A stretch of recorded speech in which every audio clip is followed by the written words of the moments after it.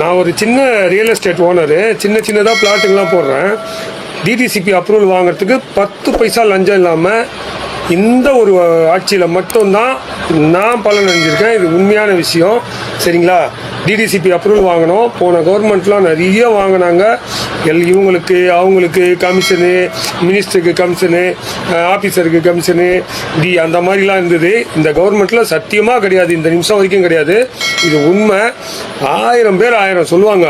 தலைவா, இதே மாதிரி நீ நடந்துக்கினா உன்னை நீ உயிர் வாழ காலம் வரைக்கும் யாராலையும் ஜெயிக்க முடியாது. தயவு செய்து மக்களுக்கு பணிக்காக வந்திருக்கீங்க, மக்கள் சேவை செய்யுங்க. இப்போ நாங்கள் லஞ்சம் கொடுத்து வாங்கினோம்னா ரேட் அதுக்கேற்ற மாதிரி வச்சு விற்போம்.